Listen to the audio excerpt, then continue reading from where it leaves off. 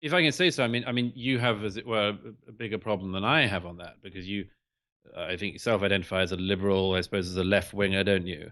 You know, And we should get into that because at this point I'm not even sure what that means. no, We should I'm go not through the sure what it checklist. means either. I'm not sure what it means either anymore. And, and so on. But I've never particularly cared for that. I, in all sorts of ways, regard myself as a liberal. In all sorts of ways, are regarded by some people as being left wing. But I don't particularly care about it, and I think I'm more identified as being a right winger or a small c conservative, and so on.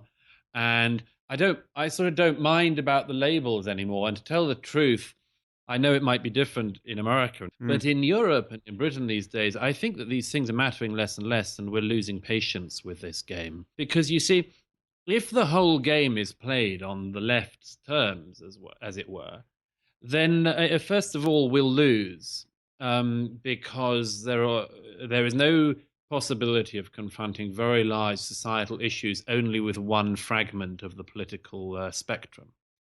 And it's also very clear, I would say, by now that and I mean, look, I've got, I say some of my best friends on the left, but it is very clear to some of us that the left has been the problem on dealing with these issues. It is the left that has been throwing around willful and I think deliberately, knowing that they're not true, allegations against people. Mm. You know, I've often said that with the modern left, since certainly the end of the Cold War, they've basically had a supply and demand problem. They want racists, they want Nazis, they want bigots, and actually, thank goodness, certainly in my society, I think in yours, they're in pretty short supply. And so these people have to find them. They want a supply of bigots and racists and fascists, and actually the supply is extremely small, and the people that they demand are too small in number to really give them enough of a political identity. So they stretch it out. They've deliberately used as offensive terms as they could, and used them of people that they must know do not fit that Mm. label. And I think the result is, by the way, among other things, that they have denuded certain terms of any meaning, and that this is going to come back and bite the left in a big way. And I can see this happening in Europe all the time at the moment. You know, the accusation of racism, for instance, I don't think it's going to wash for very much longer. I Mm. just don't. Mm. Nobody cares as much as they used to about that because they have seen the left use it on everyone. I've seen it for years. I've seen my black friends called racists. Right. I've seen my black friends called sellouts and coconuts and all sorts of things. I've seen the most vile racial abuse of racial minorities by the left. And I don't care about this anymore. It's too late to be willing to be blackmailed by people who are fundamentally insincere in their insults. Yeah, but there is still seems to be a mystery here because I agree with you, and it's something I've often remarked on that the tactics being used here are just shockingly dishonest. But the commitment to using such tactics, the fact that people see no ethical problem in accusing someone of being a racist who they know isn't a racist, or a fascist who they Sure. know isn't a fascist, there must be some underlying urgency motivating that. They must think that the ends justify the means in some sense. Of And course, it's politics. but what's amazing is that they are, and certainly on the topic of Islamism, functioning as de facto apologists for theocracy. Sure.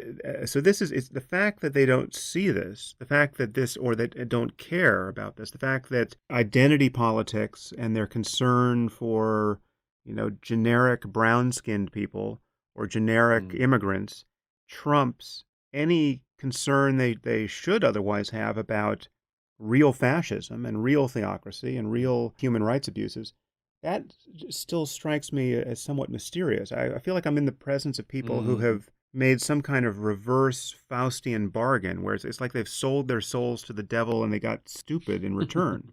I mean, so Yeah. just before the atrocities in Paris, the previous news story was the students at Yale, where we just saw these students, Mm. and their shrieking narcissism. I mean, these Mm. are among the most privileged kids in human history, and they Yeah. became moral and psychological invalids in response to a polite email about Halloween costumes. Yeah. So something Well, is very strange on the left right now. well, What the hell is going on? could I give one explanation of what it is? Another another conservative who I'm sure would make you tingle with slight fear, as Hmm. it were, if I mentioned his name. But an American conservative who used to be on the left and moved very much to the right, David Horowitz. Mm. Um, he said some years ago something very interesting uh, about 1968. Now, I mean, we know we might have all sorts of issues about this, but he said something to me I think is far more true today, which is that the surprising thing is not that young people would rebel. Young people always rebel. This is something that young people do. The surprising thing is, why did the adults give in? Now, I think this is far more relevant to today rather than 1968. The amazing question which hovers over Yale University is, why do the adults sit and take it and the kids can run rampage? Why? What's happened to? And this is the really large problem which Islamists and other terrible people are simply taking advantage of. Somebody needs to say to the shrieking girl who's effing and blinding at her professor, you know what? You're not at a home. This is not a home for you. It's a university. It's a very different thing.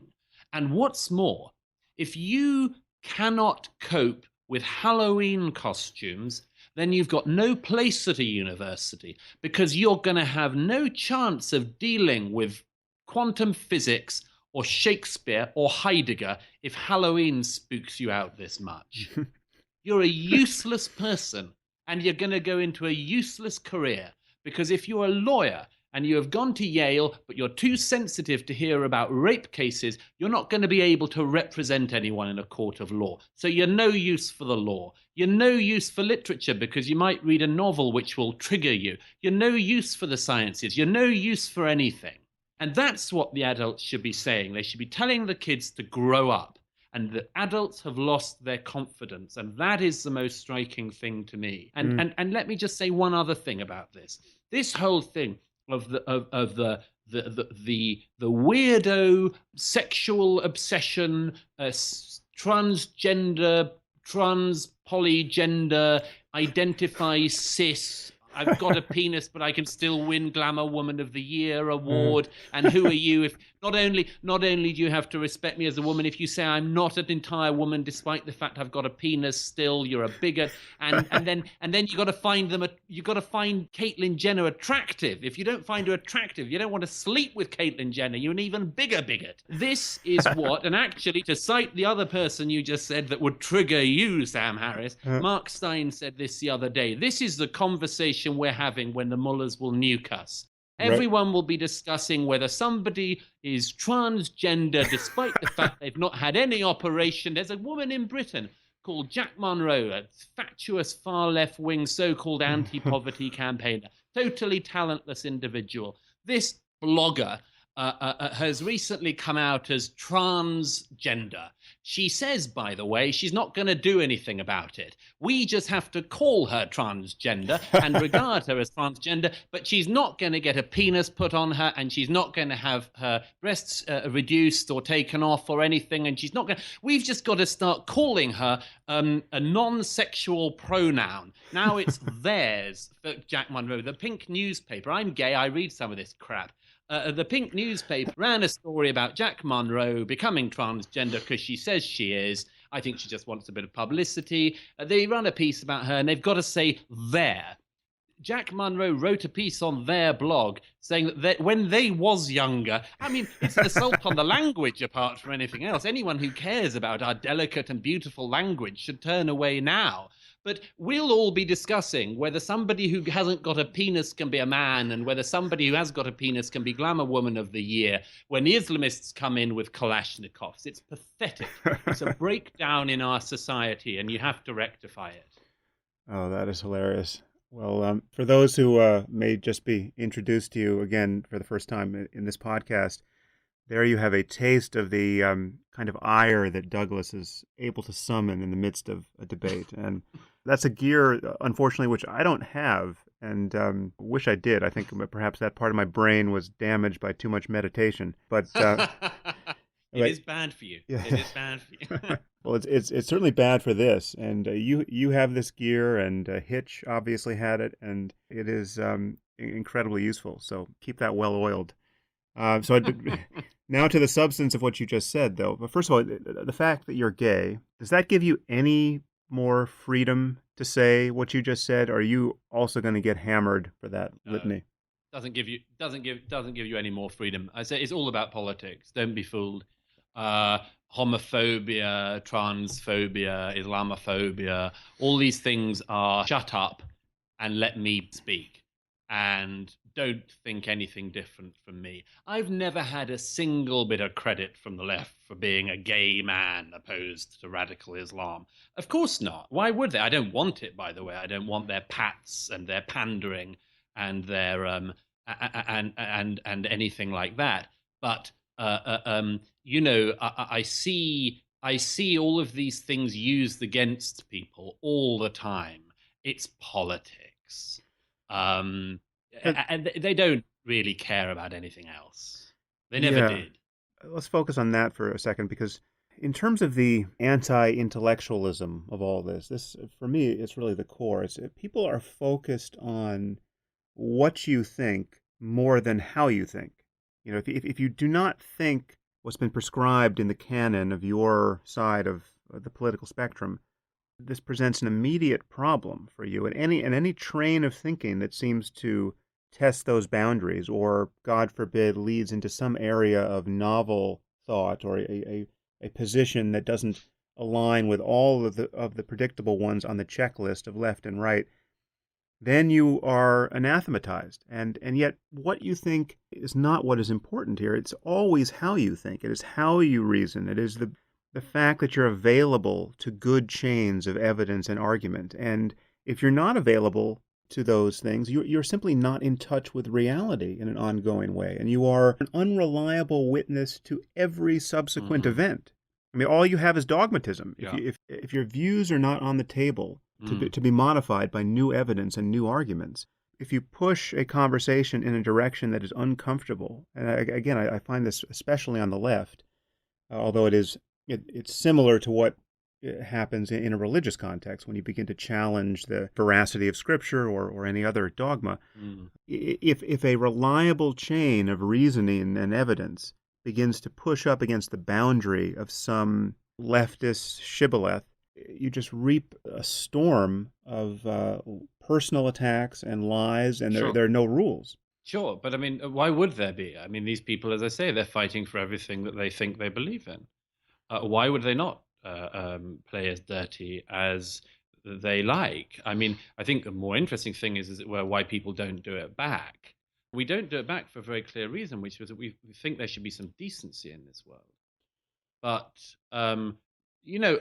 I or you could at any point decide to turn around with as frivolous attacks on our enemies as they do on us. Mm, We could perfectly easily turn around and say, the problem with Glenn Greenwald is he's such a paedophile.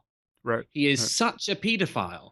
And, the problem with Reza Aslan is he just can't stop shagging kids. We could Yeah. do that. Yeah. It would be as frivolous and as untrue as their constant smears of their opponents. But we don't do it. Why? Because we have a belief in the truth. Because we don't want to pump out lies simply to further a political agenda. Because we've got a bit of decency in this world. And I think we have to hang on to that. And I'm very glad that by and large, people of our thinking do.